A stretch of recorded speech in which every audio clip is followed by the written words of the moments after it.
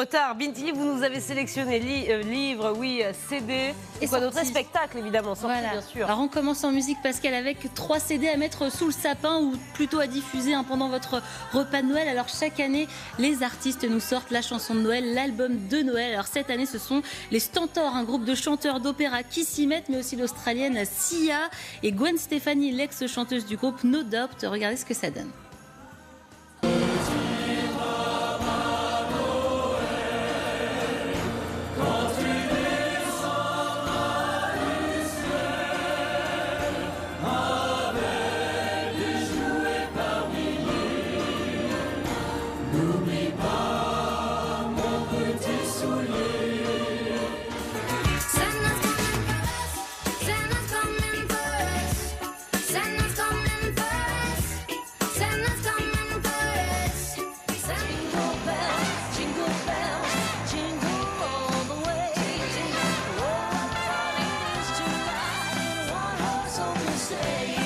Vous l'avez compris, l'album Les Stentors chantent Noël, c'est clairement le cadeau idéal pour Mamie Ginette. Ça va vraiment lui plaire, ces superbes voix d'opéra qui reprennent Vive le vent, Douce nuit, encore Minuit chrétien, ça marche très bien, mais même pour vous, Benjamin, ça marche aussi. Alors pour votre petite nièce, c'est sûr, vous ferez un carton avec l'album de Sia, Everyday is Christmas, pour Claire Fournier aussi, qui adore Sia. Et pour votre tante, ce sera plus l'album de Gwen Stefani, qui reprend avec beaucoup d'élégance Silent Night, mais aussi Let It Snow. Elle mélange reprise et composition.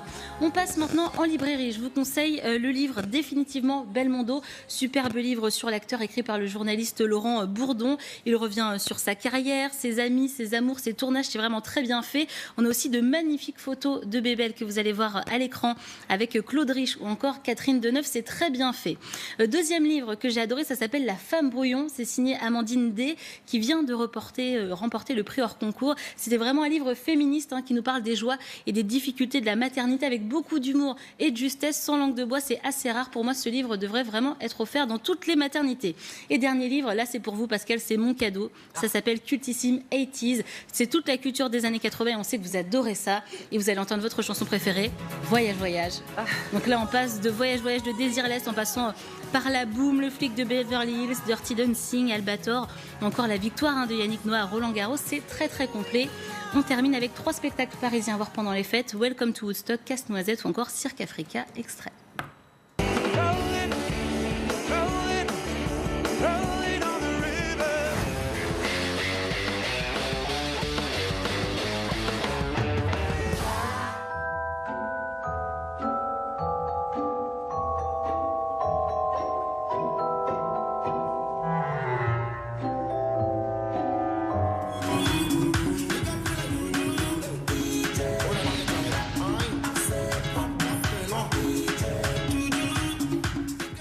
Alors vous l'avez vu, 3 spectacles, 3 ambiances. Alors Welcome to Woodstock, c'est en ce moment au Comédia. C'est un road trip musical avec bien sûr du Bob Dylan, du Jimi Hendrix.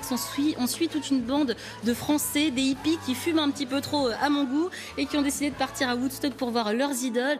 On passe ensuite dans le plus classique avec le retour du ballet Casse-Noisette porté par l'Opéra National de Russie.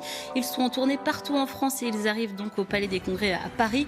Troupe extrêmement talentueuse et sublime, tableau en perspective, et on termine avec Cirque Africa. Vous le voyez, c'est en ce moment au Cirque Phoenix, c'est dans le 12e arrondissement. On voyage vraiment à travers toute l'Afrique en musique et surtout en acrobatie. Les athlètes sont vraiment incroyables et c'est un spectacle de Noël à voir bien sûr en famille. Merci beaucoup Bintili pour toutes ces idées. Vous avez de quoi vous occuper donc pour le week-end si vous n'avez pas fait vos courses de Noël et pour les vacances. Donc aux alentours des fêtes, plein d'idées de sortie. Merci beaucoup. Le temps.